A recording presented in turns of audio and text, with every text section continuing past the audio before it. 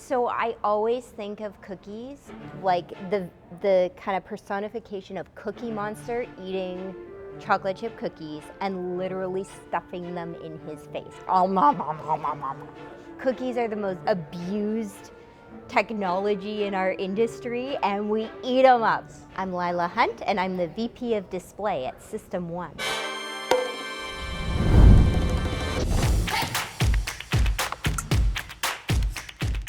I think that the Cookiepocalypse drop dead date is going to be absolute pandemonium, because if you think about it, you've got advertisers who had campaigns targeted against cookie lists, and now they can't do that.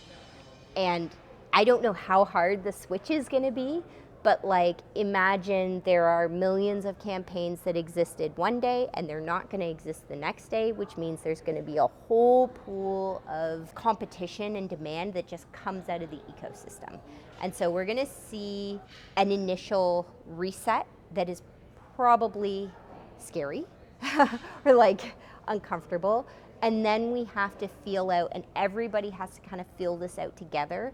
Where do you go? What do you buy? How do we respond to what is valued? The pandemonium is a huge opportunity, and if you can cut through the noise of the chaos or the disruption early, then you're going to be well positioned to monetize well over time.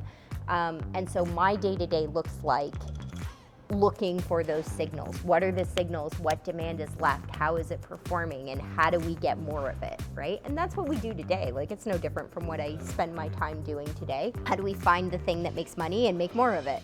We've operated off of, there is enough scale with Google and Chrome and cookies that exist in market that advertisers don't or haven't really had to try and make the cookieless environments work, because there's enough pie for them to eat, just pie. There's enough cookies for them to eat with the third-party cookies that exist today. In a world where you don't have a way to say, hey, I know this user visited my website and they started a shopping cart and they didn't finish it, and I want to be in front of them to make sure that they come and finish their shopping cart, they have to pursue clicks into their funnel, right? And so to pursue clicks into their funnel, they have to have really engaging creatives, and they have to align those creatives with topics that are relevant to whatever they're marketing. So they're probably going to have more success if they put their ad adjacent to content that is about the thing the user is exploring at that time. Not necessarily, but very likely. And so that's what we call last click attribution. And in that model, the advertiser gets to land the user from a click, and then they can continue tracking them through their first party relationship and a first party cookie, which is not going away. If you're a website that has a very niche vertical and that's all you do, and all of the sponsors of that topic buy advertising placements from you, you're probably in great shape. If you are a publisher that represents diversity across the content, the topics that you publish against, it's going to be tough, because very few of us stand alone in all topics or in every context that we produce content around. And this is where I'm afraid of the risk that we just stop producing content that doesn't make money, because it's not even less valuable, it's not profitable. And then we lose information sharing. Now, when there's a gap that emerges out of something like that, there is usually an opportunity to come in and take market share. And so we're just going to see this constant economic ebb and flow, which is completely historically typical of going out and coming back in and going out and coming back in, as we kind of navigate how to fill the content void and how to fill the revenue void.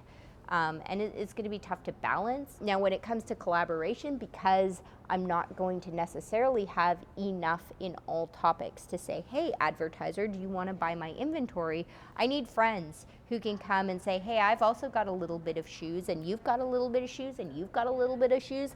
Let's make a shoe package. I don't want advertisers to lead that discovery process, because they have they're not aware of all the content out there and how it may perform just by buying on the open market and then trying to refine their buying through a PMP or a site list that's targeted or anti-targeted. And so I think we have a really exciting opportunity to say, hey, we know we've got this thing, we know you're interested, and we are a collection of high quality publishers with premium inventory, great KPIs, and we have enough scale for you to work with us. And that's, I'm really leaning into this right now and trying to build relationships across publishers so that we can speak to advertisers through a united front and control our own destiny.